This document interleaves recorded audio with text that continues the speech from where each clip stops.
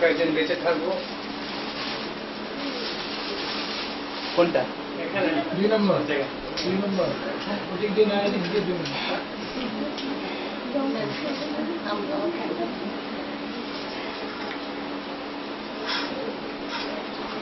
ओम अज्ञानतिमिरान्धस्य ज्ञानाञ्जनशलाकया चक्षुरुन्मिलितं येन तस्मै श्रीगुरवे नमः। मूकं करोति वाचालं पङ्गुं लङ्घयते गिरिं यत्कृपातमहं वन्दे श्रीगुरुं दिनकारणम्। नमो महावदन्याय कृष्णप्रेमप्रदायते कृष्णाय कृष्णचैतन्य नामने गौरहरे नमः। हे कृष्ण करुणा सिंधो दीनबन्धो जगत्पते गोपेश गोपिकाकान्त राधाकान्त नमस्ते। सप्तकाञ्चन राधे वृन्दावनेश्वरी वृषभानुसुते देवी प्रणमामि हरिहरे। वृन्दायै तुलसीदेव्यै केशवस्य कृष्णभक्तिप्रदे देवी शुद्धवन्दे नमो नमः। नारायणं नमस्कृत्य नरं चैव नरोत्तमं देवीं सरस्वतीं व्यासं ततो जयमुदीरये। समाधिदेवं करुणानिधानं कमालवर्णं सुहितावतारम् अपार संसार समुद्र सेतुं भजामहे भागवतम्। वंशाकल्पतरुभ्यश्च कृपा सिन्धुभ्यैव च पतितानां पावनेभ्यो वैष्णवेभ्यो नमो नमः। श्रीकृष्ण चैतन्य प्रभु नित्यानन्द श्री अद्वैत गदाधर हरे कृष्ण कृष्ण कृष्ण हरे हरे हरे राम राम राम हरे हरे।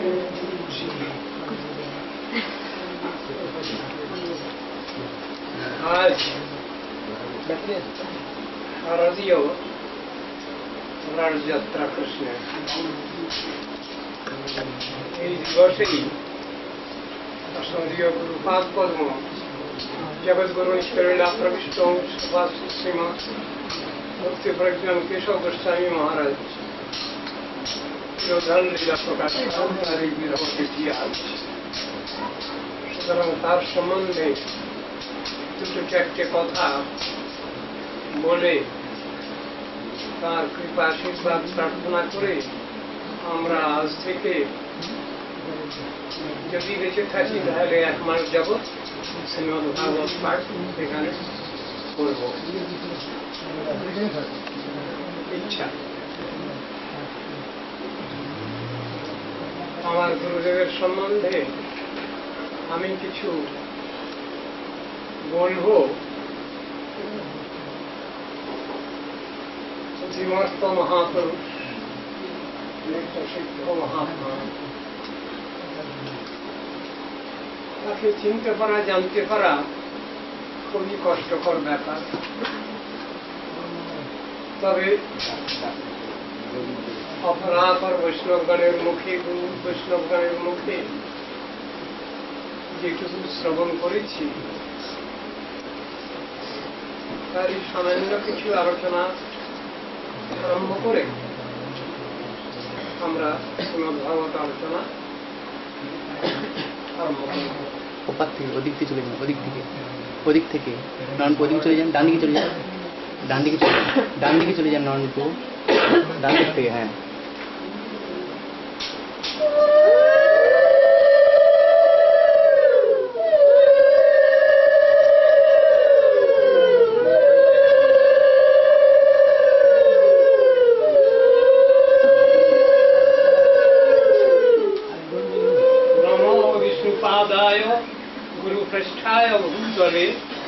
श्रीमद् भक्ति प्रज्ञान केशवैति नामिने। नमस्ते गुरुदेवाय नित्यानंद स्वरूपिणे जीव दुखे सदार्थाय श्रीनाम प्रेमदायिने। नमस्ते गुरुदेवाय आचार्य व्यासरूपिणे विशुद्ध भक्ति सिद्धांत मूर्त विग्रहधारिणे।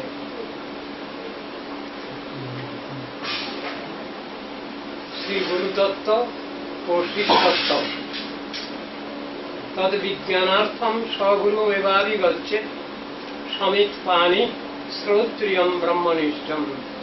श्रुति बोलें प्रेम भक्तिर सहित तत्वज्ञान लाभेर निमित्त मंगलाकांक्षी व्यक्ति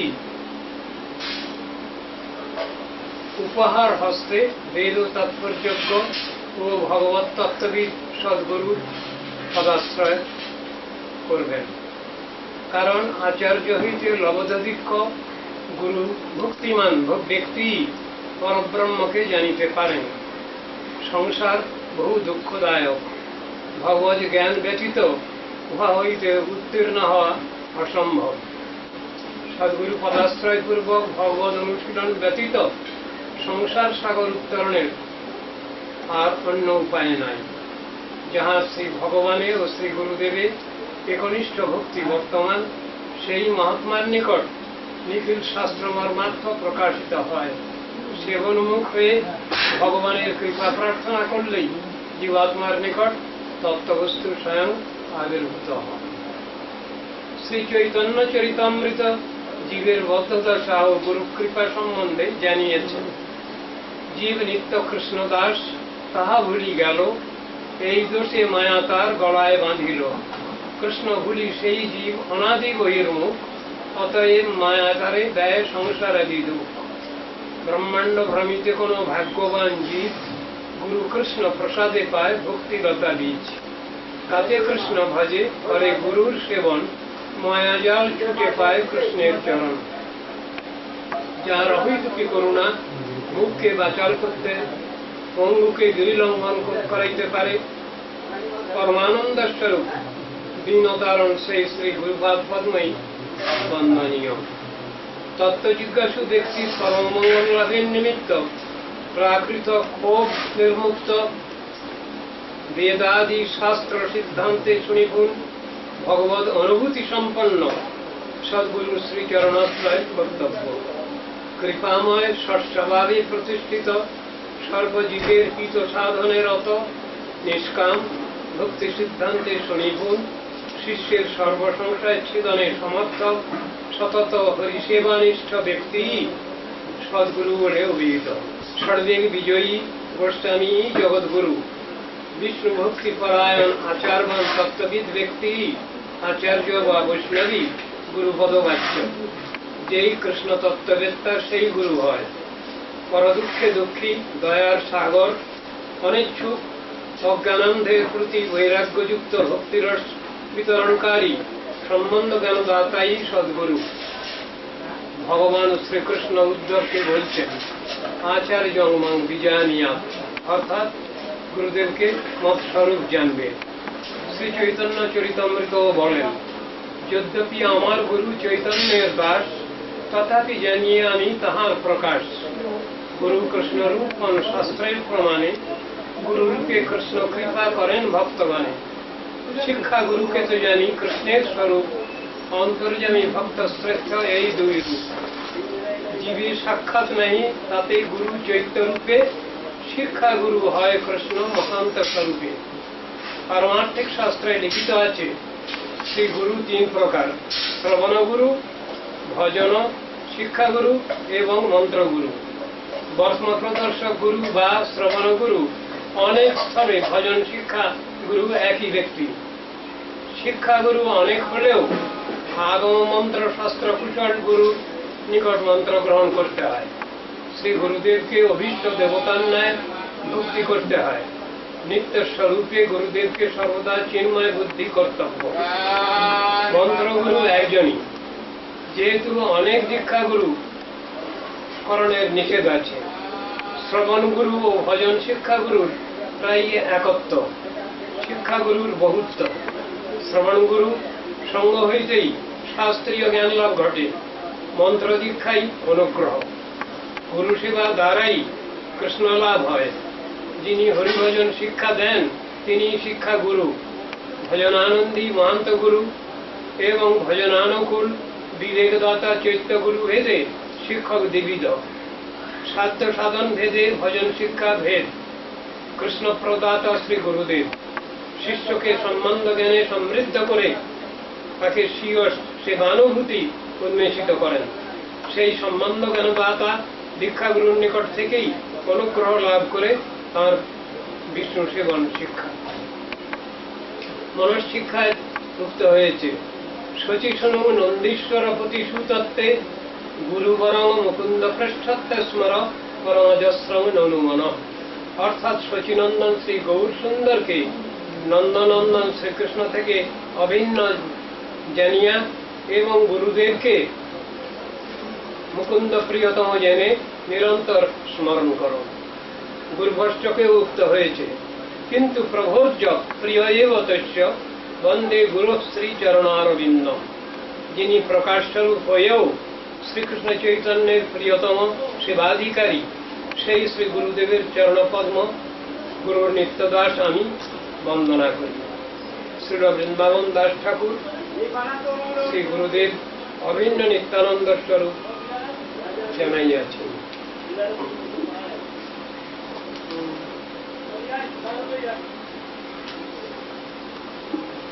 একটা আইটেম করব।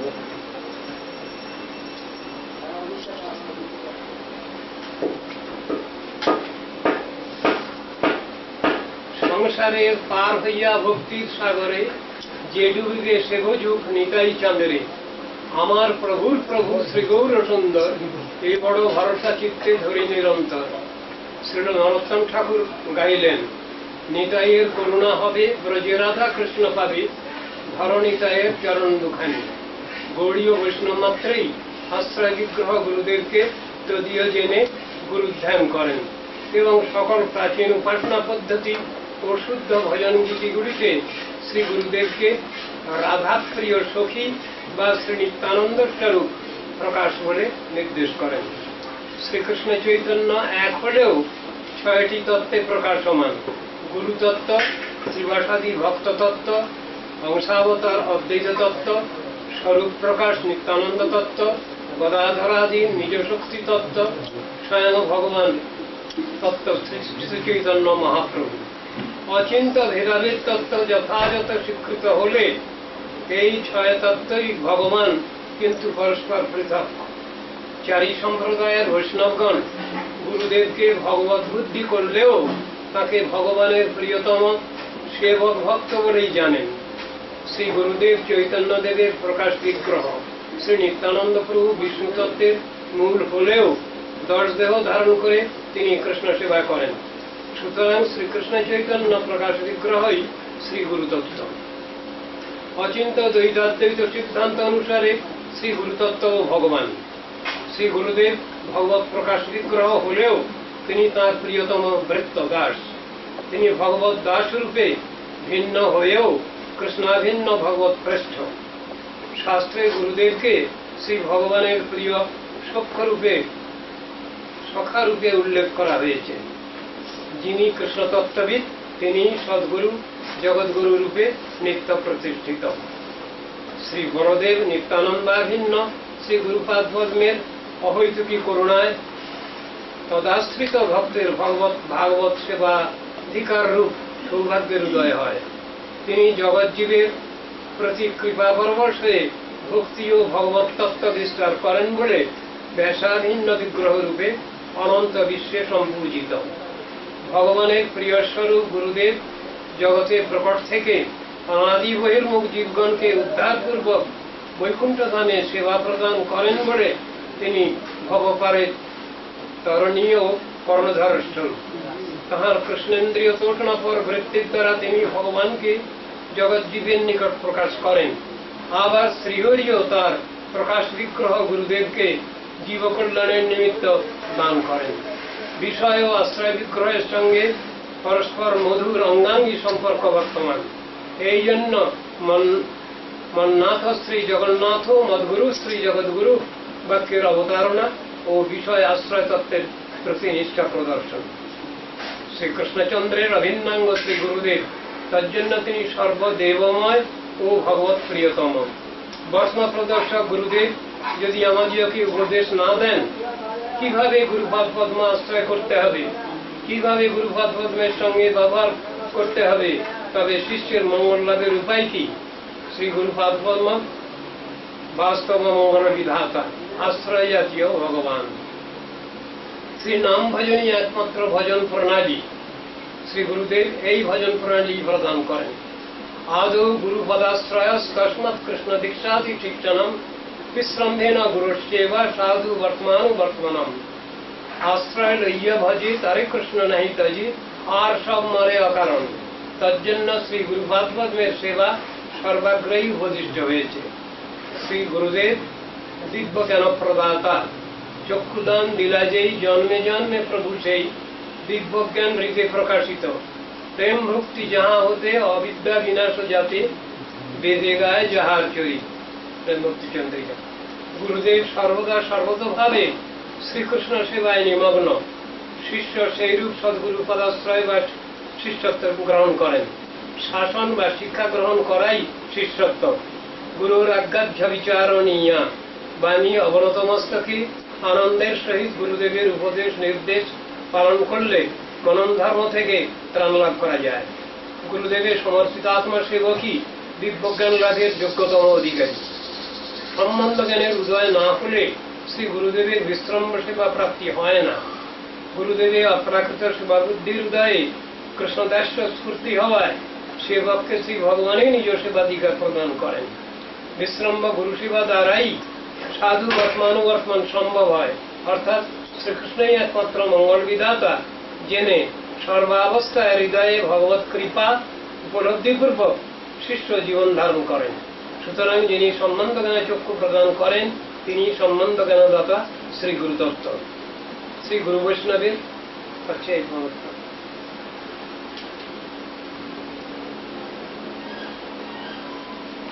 গুরুত্ব সম্বন্ধে এইটুকু আলোচনা করলাম। আছে অনেক আছে,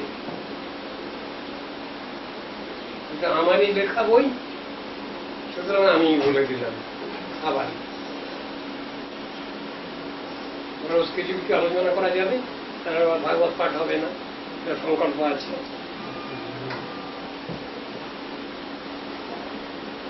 সহিত থাকলে আমার জায়গা করি। আচ্ছা আচ্ছা,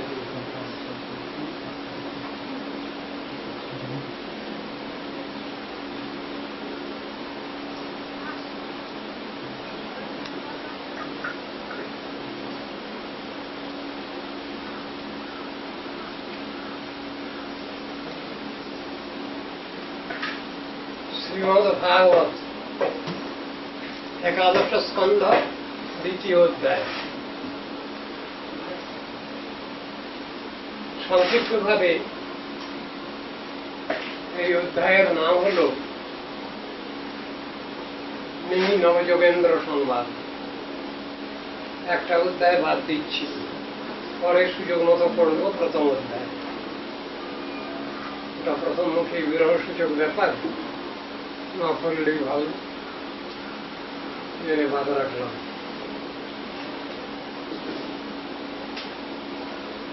শ্রী শুক উবাচ, এখানে শ্রোতা হচ্ছেন পরীক্ষিত রাজা, আর বক্তা হচ্ছেন সুখদেব।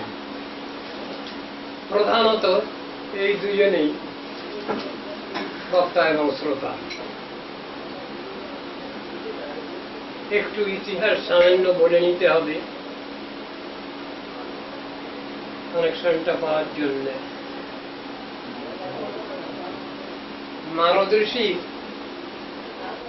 4 সম্প্রদায়ের গুরু। তিনি সর্বত্রই পরিভ্রমণ করেন। তার হাতে একটা যন্ত্র আছে,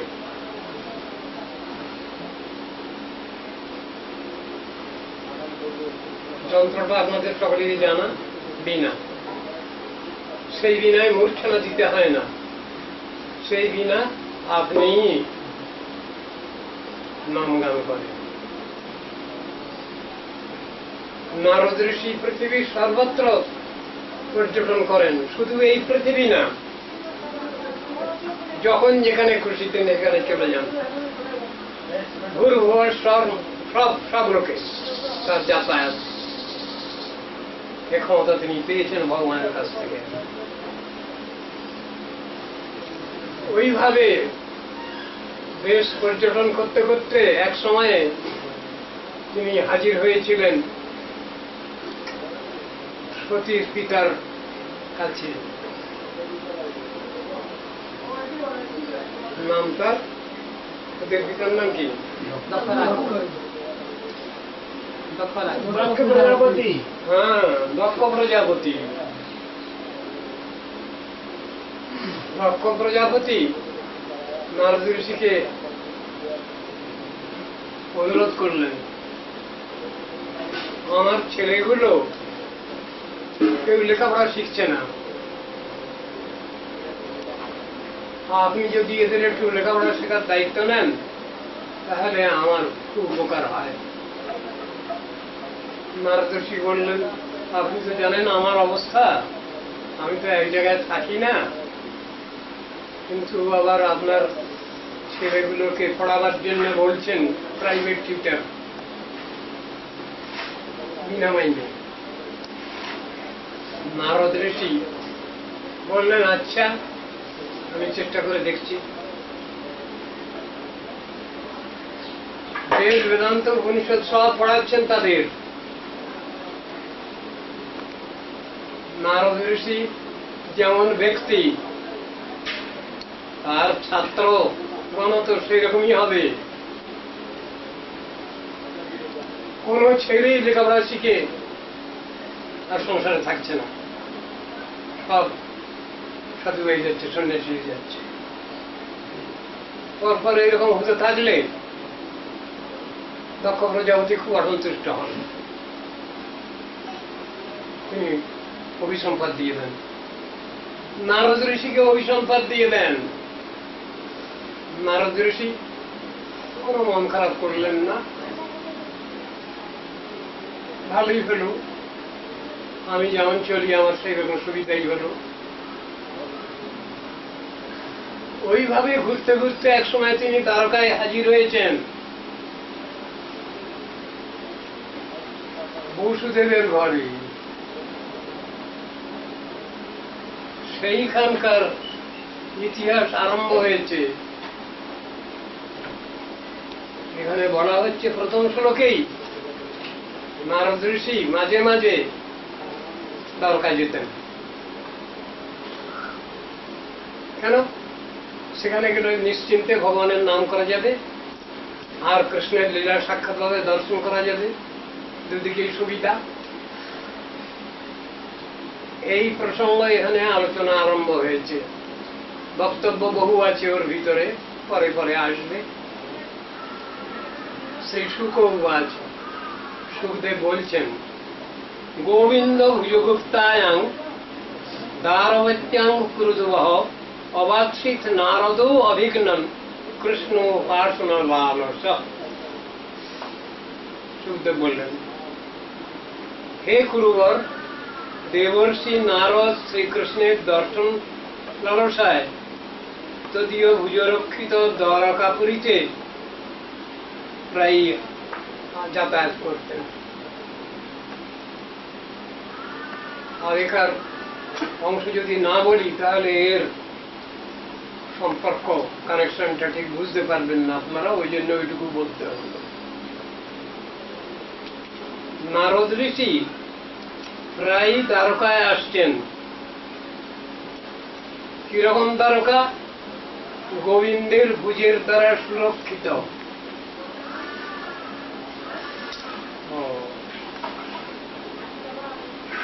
এইখানে দক্ষ প্রজাপতির অভিসম্পাদ প্রবেশ করবে না। ভগবানের লীলাস্থল, এখানে তার অভিসম্পাদ কার্যকরী হবে না। সুতরাং এখানে চুপচাপ বসে থাকা যাবে, ভগবানের লীলা দর্শন করা যাবে, আর ভগবানের গুণকীর্তন করা যাবে। এই জন্যে মাঝে মাঝে দ্বারকায় আসতেন। ভগবানের অভিসম্পাদ কোথায় প্রবেশ করে? বিশেষ করে তার যে ভূমি, সেখানে কারো অভিসম্পাদ প্রবেশ করে না। দ্বারকা ভেসে গেল, নষ্ট হয়ে গেল, শুধু মূল স্থানটা রেখে। প্রলয়েতে ভগবানের লীলাশ্রী নষ্ট হয়নি। এটা হয় না। দক্ষ প্রজাপতির কথা ওখানে খাটলো না, তার অভিসম্পাদ ওখানে প্রবেশ করে না, ওখানে অ্যাক্টিভ নয়, ক্রিয়েটিভ নয়।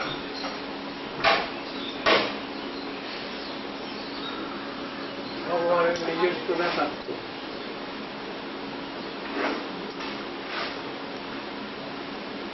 ক্ষমতা আছে, সর্বক্ষমতা। যখন তিনি তার নিজের স্বরূপ প্রকাশ করেন, তখন আমাদের মতো বোকা হতভাগা সব ফেল করে বসে থাকে। আর যখন সকলের মতো কিছু মেনে নেন, তখন একরকম হয়। যে কৃষ্ণ সমুদ্রের বেলাভূমি রক্ষার ন্যায় তার সমস্ত প্রচেষ্টা রেখেছিলেন, সেই কৃষ্ণ বলে দিলেন, আমি আর কিছু দেখতে পারবো না, আমি আর কোনো দায়িত্ব নিতে পারবো না। সর্বনাশ। মালিক যদি বলেন আমি আর দেখতে পারবো না, তাহলে মুশকিল, সংসারে মহাবিপদ।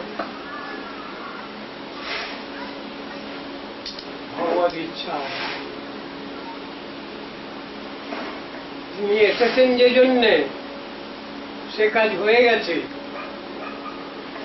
পরিত্রাণায় সাধুনাম বিনাশায় চ দুষ্কৃতম ধর্ম সংস্থাপনার্থায় অসম্ভবামি যুগে যুগে কাজ তিনি সব করে ফেলেছেন।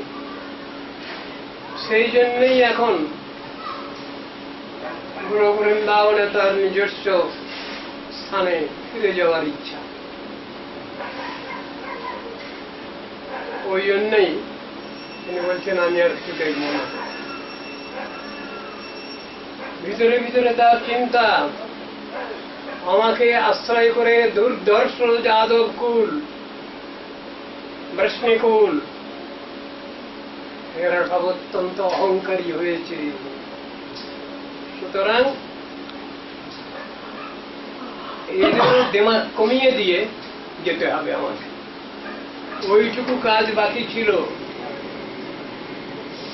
দেবতাগণ যখন স্তব করছেন, ঠাকুর তোমাকে তো অনেক কষ্ট দিয়েছি, কাজ সব হয়ে গেছে, এখন তুমি তোমার নিজের স্বভাবে ফিরে যেতে পারো। দেবতাগণ বলছে, দেবতাগণের স্তুতি আছে পরে। কৃষ্ণ বললেন, না হে না, একটু কাজ বাকি আছে। কি কাজ? ওই আমাকে আশ্রয় করে যাদবকুল, কৃষ্ণকুল এরা ভীষণ অহংকারী হয়ে পড়েছে। ওই দেমাকে কমিয়ে দিয়ে যেতে হবে, তাহলে এরা হয়তো আবার উৎপাত করবে। সবই বোঝেন তিনি, ভূত ভবিষ্যৎ বর্তমান সবই বোঝেন তিনি। সেই সময় কৃষ্ণ একেবারে নিরপেক্ষ হয়ে গেছেন। ভগবান যদি নিরপেক্ষ হয়ে যান, আমি কোনো দায়িত্ব নিতে পারবো না কিছু, এ যদি বলে দেন, তাহলে তো আমাদের সর্বনাশ। ঘটনা ওই রকম। যে অধ্যায় পাঠ করলাম না, আমি বাদ রাখলাম এখন, সে অধ্যায়টা ওইটা। এখানে নারদ ঋষির মতো ব্যক্তি, পৃথিবীর কল্যাণকামী, বিশ্বের কল্যাণকামী, জগজ্জীবের কল্যাণকামী তিনি, তার গমনাগমন সবটাই হল জগজ্জীবের কল্যাণের জন্য।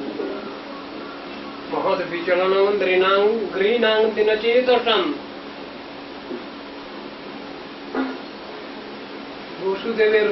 বসুদেব পাঠিয়েছেন নারদ ঋষি নন্দালয়ে, নন্দ মহারাজের ঘরে, গর্গ ঋষিকে। তাকে দর্শন করে নন্দ মহারাজ বলছেন ওই কথা, মহৎ ব্যক্তির গৃহস্থ ঘরে আগমন এটা তাদের কল্যাণের জন্য। আপনি আমার ঘরে এসেছেন, আমি পবিত্র হয়েছি, আমার সংসার পবিত্র হয়েছে, তথাপি আমার কল্যাণ বিষয়ক প্রশ্ন আপনার কাছে করছি। কেন কথা বললেন? দর্শনে পবিত্র করো, এই তোমার গুণ। বৈষ্ণব শ্রেষ্ঠ গর্গ ঋষি, যিনি কৃষ্ণের লীলা বর্ণনা করেছেন গর্গ সংহিতায়, তথাপি আমি আমার কল্যাণ সম্বন্ধে কিছু জানতে চাই, বুঝতে চাই। নন্দ মহারাজের এইরকম প্রশ্ন ছিল গর্গ ঋষির কাছে। এখানে নারদ ঋষি একটু শান্তি স্বস্তি পাবেন বলে দ্বারকায় যাচ্ছেন। দক্ষ ঋষির অভিসম্পাদগণে প্রবেশ করবেন। প্রজাপতি দক্ষ শুধু সংসারটা বোঝেন, জগতের সৃষ্টি বৃদ্ধি কার্যটা বোঝেন, আর কিছু বোঝেন না।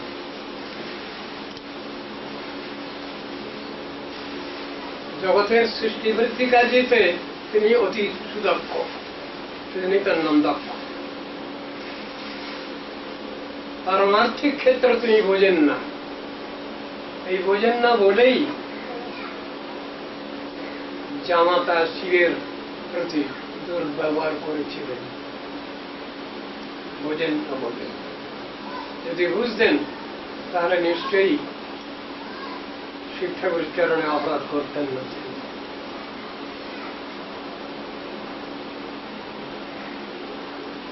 আসবে ও কথা আলোচনায়।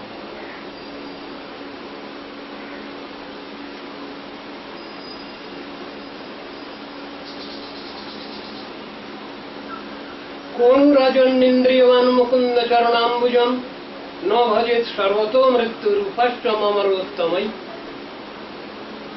সুখদেব গোস্বামী বলছেন, হে রাজন, সর্বতোভাবে মৃত্যুর অধীনতাগ্রস্ত কোন ব্যক্তি ব্রহ্মাদি দেবেন্দ্রগণেরও সেবনীয় শ্রীকৃষ্ণ চরণ কমলের আরাধনা না করেন, তার মানে সকলেরই শ্রীকৃষ্ণ উপাসনা করা দরকার, কৃষ্ণ ভজন করা দরকার, সেই কর্তব্য এখানে জানাচ্ছেন এই বাক্যের দ্বারা। এমন কে ব্যক্তি আছেন জগতে দেবেন্দ্র মণীন্দ্র বাঞ্ছিত ধন শ্রীকৃষ্ণ তার উপাসনা না করেন? তার মানে সকলেরই বাবার উপাসনা করা উচিত, কর্তব্য।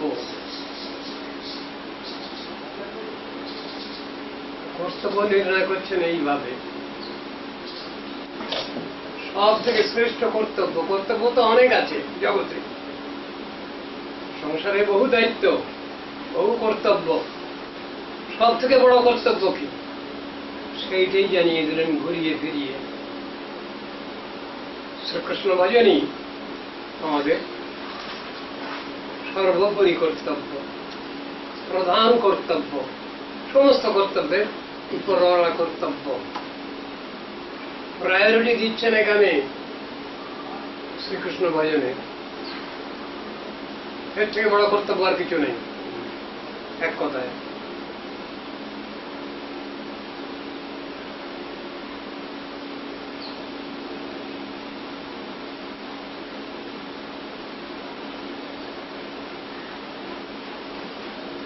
তম একদা তু দেবর্ষিং বসুদেব গৃহাগতম।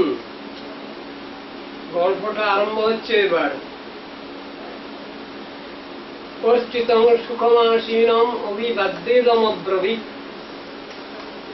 একদিন সেই দেবর্ষি নারদ কি করলেন, বসুদেবের গৃহে এসে হাজির হয়েছে।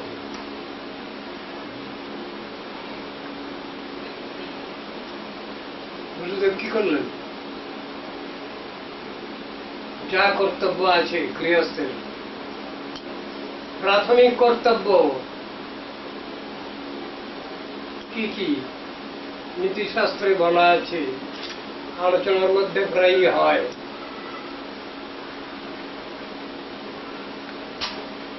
কি কি জিনিস লাগে গৃহস্থের?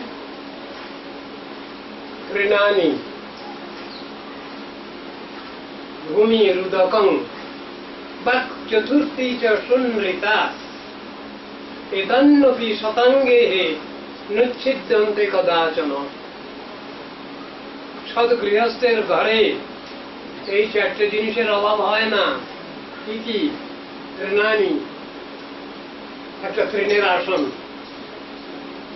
তৃণের আসন দেশে তৃণ এখানে বলেননি, তাহলে কোন তৃণ? যে তৃণের আসনে বসে যাগযজ্ঞ হোম ইত্যাদি করা হয়, এটা কোন তৃণ? কুশের উৎপত্তি কোথা থেকে হয়েছে? কুশ এত পবিত্র কেন? তার ইতিহাস কি? কুশ যে হয়েছে, কুশ এত পবিত্র কেন? বরাহদেব যে পৃথিবীকে উদ্ধার করেছিলেন, তার অনেক ঠান্ডা লেগেছিল, গাটা ঝেড়ে রোদ পাচ্ছিলেন তিনি। গা ঝাড়লে তার যে লোম সব পড়েছে পৃথিবীতে, তার থেকে কুশের সৃষ্টি হয়েছে। আদি বরাহ শ্বেত বরাহ, দেবের লোম থেকে কুশের সৃষ্টি। সেই জন্য কুশ অত পবিত্র। কুশাসনের একটা অভাব হয় না নিশ্চয়ই গৃহস্থের ঘরে। তৃণানি ভূমি, স্পেসটা লাগবে, জায়গাটা লাগবে। উদকম জল, হাত উঠবার জল দিতে হবে অতিথি অভ্যাগত হলে। বাক চতুর্থী চ সুনৃতা, জিজ্ঞাসা, কুশল জিজ্ঞাসা। কোথা থেকে এলেন? ভালো আছেন তো? কুশল তো? এই চারটা জিনিস কখনোই গৃহস্থ ঘরে অভাব হয় না। তাই বসুদেব কি করছেন? ওইসব দিয়ে প্রথমে নারদ ঋষিকে পাটা ধুইয়ে দিলেন। অর্চিতন, ধূপ দীপ ইত্যাদি দিয়ে তাকে আরতি করলেন, আসনে বসিয়ে দিলেন। বসুদেবের গৃহে দেবর্ষি নারদ উপস্থিত হয়ে যথাযথ পূজিত ও সুখে উপবিষ্ট হলে তিনি তাকে প্রণাম করে জিজ্ঞাসা করতে লাগলেন, কি সংসারের দুরবস্থা জানাচ্ছেন? খবরটা কি দিচ্ছেন? সাধু এসেছেন তার গৃহে, নারদ ঋষি তার গৃহে এসেছেন। কার গৃহে? ভগবানের বাবা হরিষ্ঠ ভগবান, তার ঘরে এসেছেন। আদব কায়দা এটিকেট খুব ভালো জানা আছে। ওরকম আদব কায়দা যে সে ব্যক্তি পারবে না। ভগবানের পিতা তো এটিকেট দরস্ত। কেমন করে অতিথি অভ্যাগতকে অভ্যর্থনা জানাতে হয় খুব ভালো জানা আছে। আমাদের কৃষ্ণের বাবা তার এমনি এমনি হওয়া যায় না।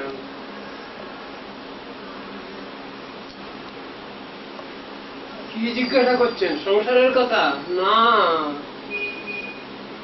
বদ্ধজীবী আমরা সংসারের কথাই বলি, জিজ্ঞাসা করি, সংসারের ভালো মন্দই বলি সাধুদের। তিনি ওসব কিছু বলছেন না। বসুদেব, শ্রী বসুদেব আছে ভগবান ভবতু যাত্রা স্বস্তয়ে সর্বদেহী নাম, ওই একই কথা। ওখানে নন্দ মহারাজ যেমন গর্গ ঋষিকে বলেছেন, ঠিক সেরকম ধরনের লাইন এখানে একই কথা। মহাদেবী চলন আমাদের নাং তিনি চেতন, ওই সেরকম ধরনেরই কথা। ভগবান ভবতু যাত্রা স্বস্তয়ে সর্বদেহিনাম কৃপণানং যথা পিত্রোত্তম শ্লোক বর্তমানাম। আলোচনার বিষয় অনেক আছে। বসুদেব বললেন, হে ভগবান, মাতা পিতার আগমন যেমন সন্তানের পক্ষে মঙ্গলকর, ভগবত ভক্তগণের আগমনও সেইরূপ কৃপণগণের পক্ষে মঙ্গলকর। কৃপণগণের পক্ষে মঙ্গলকর সে কি?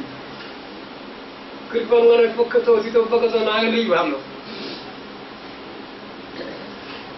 আর বসুদেব বলছেন কৃপণগণের পক্ষে মঙ্গলকর। কৃপণ শব্দের মানে কি? যে মানে আমরা বুঝে রেখেছি, কিন্তু সে মানে নয়। অথচ বলছেন ভগবত ভক্তগণের আগমন যেমন কৃপণগণের পক্ষে মঙ্গলকর, সেইরূপ আপনার আগমনও প্রাণী মাত্রেরই মঙ্গলের জন্য। এখানে কৃপণ মানে ভাগবতের ব্যাখ্যা। আমরা যাকে কৃপণ বলি আর আমরা যাকে দাতা বলি, এই দুটো অর্থই এখানে নয়। কৃপণ মানে আত্মকল্যাণে পরান্মুখ ব্যক্তি, যিনি বা যারা আত্মকল্যাণ বোঝেন না, তারা হলেন কৃপণ। আর কৃপণ শব্দের উল্টোটা কি? দাতা, না? উদার নৈতিক মনোভাব কাকে বলে? উদার নৈতিক মনোভাব কার? যিনি বা যারা একান্ত ভাবে ভগবানের উপাসনা করেন, ভগবানের সঙ্গে সম্পর্ক রেখে চলেন, তার সেবা নিয়ে চলেন, তার চিন্তা ভাবনা নিয়ে চলেন, তার কৃপা শুভাশীর্বাদ নিয়ে চলেন, তারাই হলেন উদার নৈতিক মনোভাবাপন্ন। বেদের মধ্যে শব্দ আছে, এই শব্দ কৃপণ আর দাতা।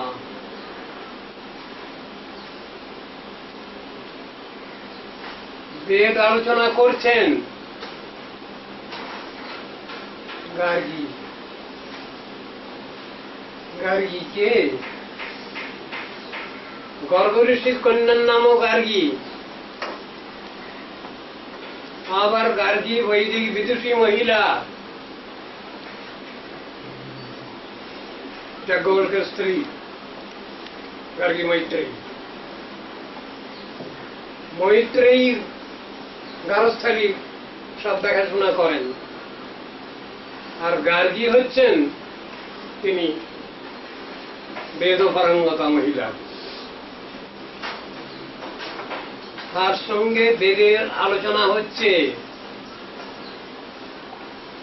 গার্গী জিজ্ঞাসা করেছেন, কাকে বলে উদার নৈতিক মনোভাব? কাকে বলে কৃপণ? আর কাকে বলে দাতা বা ব্রাহ্মণ? তারই উত্তর দিয়ে যাচ্ছেন যাজ্ঞবল্ক ঋষি। এতদক্ষরং গার্গী বিদিত্বা তস্মাৎ লোকাৎ প্রৈতি স এব ব্রাহ্মণ।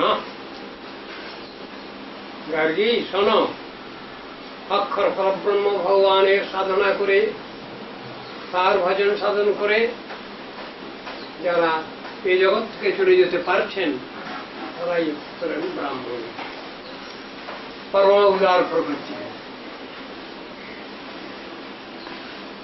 আর ব্রাহ্মণ শব্দের উল্টো শব্দ বলছেন কৃপণ। এতদ অক্ষরং গার্গী অবিদিত্বা अस्मात् লোকাৎ প্রৈতি স এব কৃপণ। গার্গী অক্ষর পরব্রহ্ম ভগবানকে না জেনে যারা সাধন ভজন না করে বৃথা এ জগতে এলেন, চলে গেলেন, তারাই হলেন কৃপণ, দুর্ভাগা। বেদের মধ্যে, উপনিষদের মধ্যে এইরকম ব্যাখ্যা দেওয়া আছে।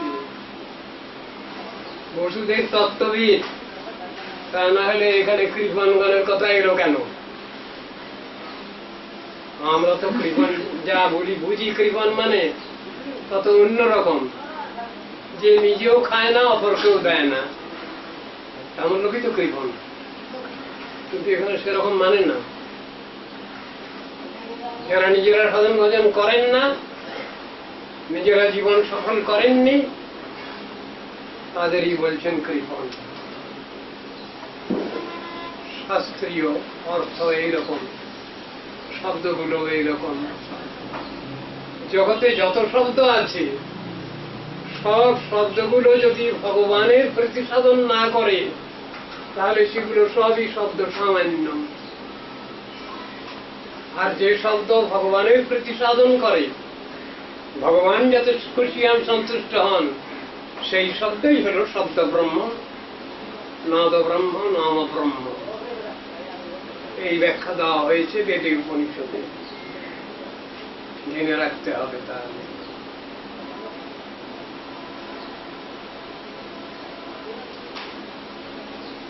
এখনকার মধ্যে ঝগড়া ঠিক ছিল না।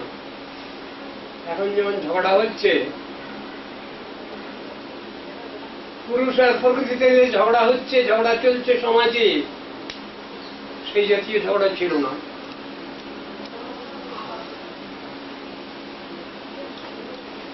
মেয়ে ছেলেদের অধিকার দেননি ভগবান, বর্তমান নাস্তিক বলছেন। কোথায় অধিকার দেননি? অধিকার দেননি তাহলে গার্গী কোথা থেকে এলেন? গার্গীর মতো তো ওরকম অনেক আছে। বেদের বিভিন্ন শাখায় বহু নারী আছেন, যারা সেই সেই এইগুলোর শিক্ষার মধ্যে রয়েছেন, শিক্ষাদাত্রী। তারা অধিকার যদি না দেন, তাহলে তারা কি করে বড় হয়েছেন, কি করে তারা বেদ বিচার করছেন? তার অধিকার না দেওয়ার লক্ষণ নাকি এটা? নিশ্চয়ই অধিকার স্বীকৃত হয়েছে ঋষিগণ কর্তৃক। স্বয়ং ভগবান দিয়েছেন অধিকার। ঋষিগণের অধিকার তো ভগবানের অধিকারের মধ্যে সীমিত। ভগবানেরটা বলবেন আর তারা অস্বীকার করবেন, তা তো নয়। ঋষিগণ তো অধিকার স্বীকার করেছেন। গুণের আদর, এই কথা শিক্ষা দেওয়া হয়েছে। চাতুর্বর্ণ ময়া সৃষ্টং গুণ কর্ম বিভাগ। আমি গুণ এবং কর্মের বিভাগ অনুসারে 4 বর্ণ সৃষ্টি করেছি। কৃষ্ণ বলছেন গীতায়, গুণ এবং কর্মের বিভাগ অনুসারে। তাহলে ব্রাহ্মণ, ক্ষত্রিয়, বৈশ্য, শূদ্র, এই যে এটা কোথা থেকে আসছে? গুণ কর্মানুসারে। একে এই জন্যে বলা হয় ডিভিশন অফ লেবার। 4 বর্ণ। আশ্রমের কথা এই শ্লোকের ভিতরে আসেনি, কিন্তু শ্রীমদ ভাগবতে আছে। বর্ণাশ্রম, দৈব বর্ণাশ্রম ধর্ম ব্যাখ্যার মধ্যে শ্রীমদ ভাগবতের মধ্যে এসেছে। সেখানে বলছেন ভগবান থেকে 4 বর্ণ এবং 4 আশ্রম এসেছে। মুখবাহু রূপাদেব্য পুরুষশ্রমৈ সহ 4 যোগ্যিরে বর্ণা গুণৈর বিপ্রাদয় পৃথক। বলে কি মানে হলো? 4 বর্ণাশ্রমে যদি কৃষ্ণ নেই ভজে, সকর্ম করিতে তারা রৌরবে পড়ি মজি।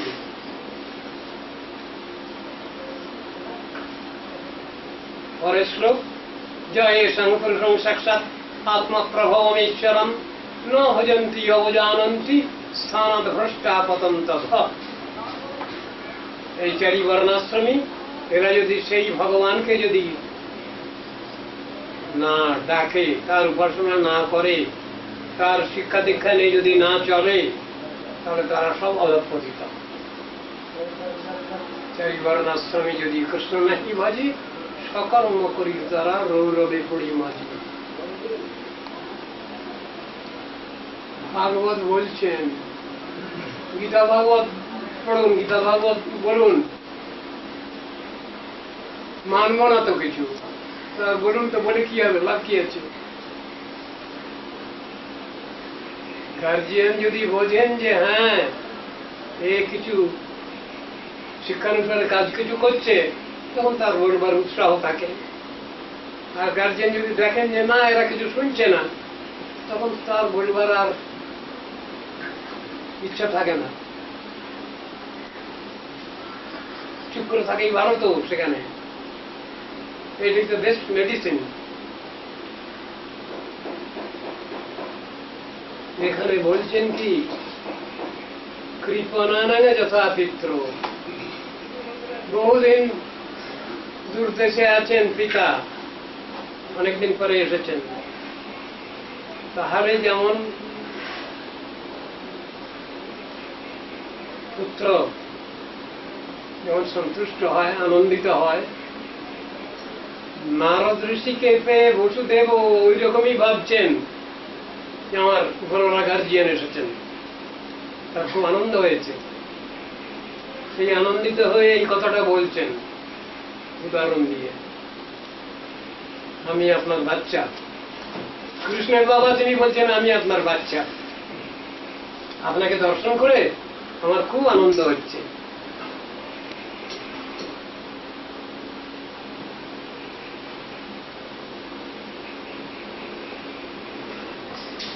বৈষ্ণব দেখিয়া পড়িব চরণে, হৃদয়ের বন্ধু জানি, কীর্তনের মধ্যে আছে। তাহলে দেখলে যদি আনন্দ না হয়, তাহলে বুঝতে হবে পোড়া কপাল। সাধুগুরু বৈষ্ণবকে দর্শন করে যদি আনন্দ না হয়, মানসিক শান্তি না হয়, তাহলে বুঝতে হবে অত্যন্ত দুর্ভাগ্য আমাদের। হন্তি নিন্দন্তি বৈ দেষ্টি, বৈষ্ণবান ন অভিনন্দন্তি, ক্রুদ্ধতে জাতি নো হর্ষং, দর্শনে পতনানি ষট। এই 6 রকম লোকের সর্বনাশ হয়। কার কার? 6 রকম কে কে? শান্তি, হন্তি, যদি বৈষ্ণবকে কেউ হত্যা করে। নিন্দন্তি, যদি কেউ নিন্দা করে। দেশটি, যদি কেউ বিদ্বেষ করে। হন্তি নিন্দন্তি বৈ দেশটি। বৈষ্ণবান ন অভিনন্দন্তি, বৈষ্ণবকে দর্শন করে যদি কেউ প্রণাম না করে, ক্রুদ্ধতে, তাকে দেখলে রেগে ওঠে, তাকে দেখলে যদি সে আনন্দিত না হয়, এই 6 রকমের লোকের অধঃপতন হয়। সাধারণ একটা জীবকে যদি মেরে ফেলা যায়, তাহলে যে পাপ হয় তার থেকে অনেক অনেক বেশি পাপ হয় বৈষ্ণবকে বধ করবে। অকারণে একটা তৃণ পর্যন্ত আমাকে কাটবার অধিকার নেই আমার। যার ভিতরে চেতনতার বিকাশ যতটা ক্রমশ বেড়েছে, সেই বস্তুকে যদি আমি নষ্ট করি, তাহলে আমি লায়াবল, রেসপন্সিবল হব। শাস্ত্রের কথা, যার ভিতরে যতটা চেতনার ক্রমবিকাশ এসেছে, সেই বস্তুকে যদি আমি নষ্ট করি, আমার উত্তরোত্তর পাপ বৃদ্ধি হবে। স্যার জগদীশ চন্দ্র বোস, যিনি আবিষ্কার করেছেন রেডিও সিস্টেম, তাকে প্রশ্ন করা হয়েছিল, আপনি তো যন্ত্র দিয়ে দেখিয়েছেন গাছ হাসে কাঁদে, বৈষ্ণবরা তারা তো করেন না, হিংসা করেন না, কিন্তু তারা তো লেবের ডোকে খান। এই প্রশ্ন করেছে, তাহলে বৈষ্ণবরা তো করছে। প্রশ্ন, শাস্ত্রদর্শী ব্যক্তি জগদীশ ঘোষ, তিনি বললেন এই প্রশ্ন আমার কাছে কেন? কিন্তু গীতা ভাগবতের মধ্যেই আছে এর উত্তর, আপনার সেই উত্তরই আলোচনা করুন, বৈজ্ঞানিক ভাবেই আলোচনা করুন। যার ভিতরে চেতনতার ক্রমবিকাশ যে পরিমাণে বেশি, সেই জিনিসকে নষ্ট করলে তার জন্য দায়ী হতে হয়, তার সাজা আছে, পানিশমেন্ট আছে, শাস্ত্রে লেখা আছে। সেইখানেই তিনি বলছেন অন্য জীবকে মারলে যে পাপ হবে তার থেকে একটা মানুষকে বধ করলে বেশি পাপ হবে। একজন সাধারণ মানুষকে বধ করলে যে পাপ হবে তার থেকে বেশি পাপ হবে একজন সাধক সাধিকাকে বধ করলে। তার থেকে বেশি পাপ হবে একজন সিদ্ধ মহাত্মাকে মারলে। সবগুলো শাস্ত্রে বলা আছে, বলে তো ভাগবতের উত্তর দেওয়া আছে, শাস্ত্রের উত্তর দেওয়া আছে, রেহাই নেই কারণ। সেই একখান উপাখ্যানই তো রয়েছে, রাজা সুরত রাজা না, লক্ষ্য বলি দিয়েছিলেন। মৃত্যুর পর সেই লক্ষ্য ছাগ খাড়া নিয়ে দাঁড়িয়ে আছে। এরা কারা? তুমি যাদের বধ করেছ তারা। কিরকম? কেন বোঝো না এটা? Every action has its reaction. যেমন কর্ম তেমনি ফল। মশা মারতে গাড়ি চড়, সেই ব্যাপার হয়েছে। তো তখন বলছেন মা আমি তোমার জন্য করলাম, আমি তোমায় করতে বলেছি?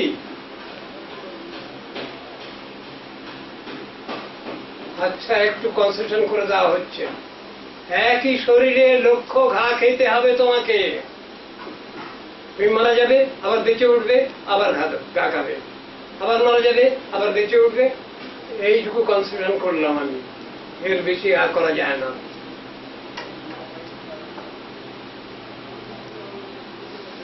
ভাই প্রচেতার বাবা রাজা প্রাচীনবরী 10 সহস্র ছাগ বলি দিয়েছিলেন। মৃত্যুর পর সেই 10 সহস্র ছাগ তারা খাড়া নিয়ে দাঁড়িয়ে আছে। নারদ ঋষিকে জিজ্ঞাসা করছেন এরা কারা? তুমি যাদের মেরেছ তারা। ব্যাপার যদি এইরকম তাহলে বোকামি করি কেন আমরা? আমরা তো সবসময় বোকামি করছি, খুব বেশি বুদ্ধিমান বুদ্ধিমতী তো আমরা, কিন্তু রেহাই তো কোনোটার নাই। তিনি বললেন আমি তো ঠিক হরিভজন করতে পারলাম না। তার ছেলেদের বললেন তোমরা হরিভজন করো, এইসবের ভিতরে প্রবেশ করো না, তোমরা তোমরা হরিভজন করো। আমরা কার কাছে জানবো? কৈলাসে শিব ঠাকুর আছেন, শিবানী আছেন, সেইখানে জানাতে যাও। সেইখানে গেছেন সেই 10 ভাই প্রচেতা। প্রথমে ঢুকতে দেবে না, তারপর বললো যে এরকম এরকম ব্যাপার, তখন ঢুকতে দিয়েছে। গিয়ে সেখানে দেখেন সেই শিবানী দুজনে ধ্যানস্থ বসেছেন। ধ্যান ভঙ্গ হওয়ার পর শিব ঠাকুর জিজ্ঞাসা করলেন তোমরা যে এতক্ষণ বসে আছো, তো আমার দোষ ত্রুটি হয়ে গেল, তোমরা বসে আছো, আমি তোমাদের কষ্ট দিয়েছি, আমি তো জানি না। জিজ্ঞাসা করলেন তোমাদের যে প্রশ্ন আছে কিছু জানবার, তার কোন প্রশ্নে মীমাংসা হয়েছে? বলে হ্যাঁ একটা প্রশ্নে মীমাংসা হয়েছে। কি? আমরা তো মনে করছিলাম আপনি সর্বে সর্বা, তারপর দেখলাম না আপনি তো সর্বে সর্বা না। আপনারা দুজনে কার ধ্যান করছিলেন? নিশ্চয়ই তাহলে আপনাদের উপর আল্লাহ আছেন। ঠিক একটা প্রশ্নের উত্তর হয়েছে। কি চাই তোমাদের? ওরা বাবা এরকম পাঠিয়েছেন আপনার কাছে, আমরা পরিভোজন করবো, আমাদের উপদেশ করবো, কেমন ভাবে চলবো, কিছু জানি না। শিক্ষা বিরোধে তারা ব্রহ্ম মহামন্ত্র নাম দিলেন, কৃষ্ণ মন্ত্র দিলেন, এই না এই জপ করো। শিক্ষা তো অন্য মন্ত্র দেননি, কৃষ্ণ মন্ত্রই দিয়েছেন। তারা ব্রহ্ম হরে কৃষ্ণ এই মন্ত্রই মহামন্ত্র দিয়েছেন। দুজনে এই মহামন্ত্রই সবসময় জপ করেন। শিক্ষা, এই শিক্ষাগুলো নিতে হবে। শ্রীমদ্ ভাগবতে এই উপাখ্যান আছে, আপনারা পড়ে দেখবেন।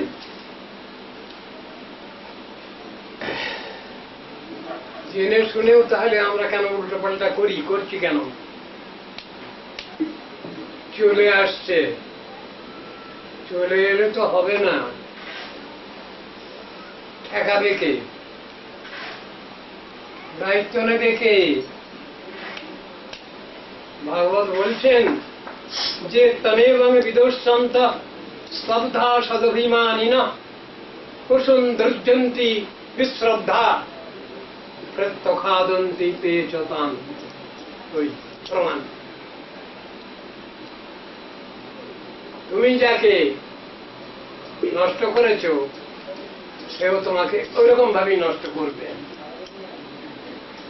ওই তো শ্লোকের মানে তো তাই। মাংস শব্দের ব্যাখ্যা দিয়েছেন। মাং মানে আমাকে, স মানে সেই নিহত পশু পক্ষী কি করবে? প্রত্যখাদন্তি, তাহারা খাইবে, আমাকে মারিবে। এতদ মাংসশ্চ মাংসত্বম প্রবদন্তি মনীষিণঃ। এই হলো মাংস শব্দের ব্যাখ্যা।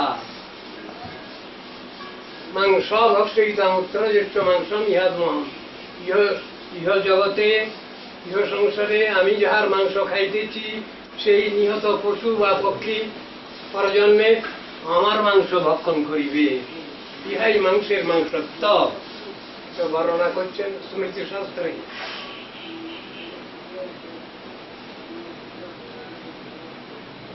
সব জিনিসের মধ্যে হিসাব আছে, যে হিসেবে কিছুই নাই। সবাই করে, আমরাও করলাম, এটা কোনো কথা হলো না।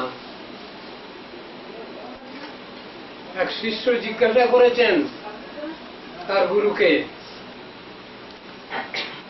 ও মিথ্যা সাক্ষী দেয়, ও নরকে যাবে।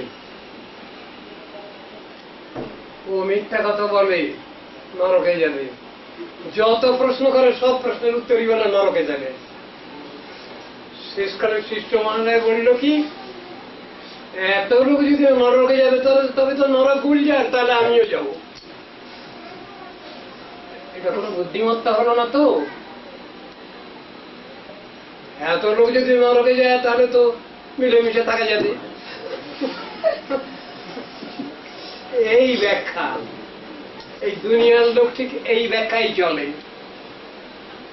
বিচার করলো না কথাটা। বসুদেব কৃষ্ণের পিতা, যে সে ব্যক্তি নন, সব তত্ত্ব সিদ্ধান্ত টনটনে জ্ঞান। তা নাহলে হঠাৎ তিনি বলে ফেলবেন কেন কৃপণের কথা? অন্তরে খুব সন্তুষ্ট হয়েছেন, নারদ ঋষিকে দর্শন করে খুব সন্তুষ্ট হয়েছেন তিনি। তিনি বলছেন, আমরা সব আপনার সন্তান, বাচ্চা। বহুদিন গার্জিয়ান বাইরে আছেন, তিনি যদি আসেন ঘরে, তাহলে যেমন সন্তানের যেমন খুব আনন্দ হয়, আমারও ওই রকমই আনন্দ হচ্ছে আপনাকে দর্শন করে।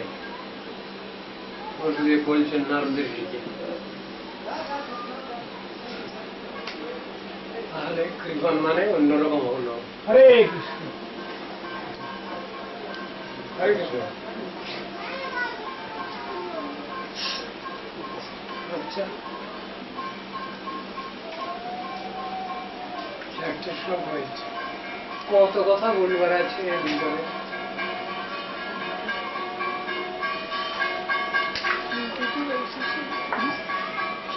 তার থেকে বেশি আলোচনা হবে।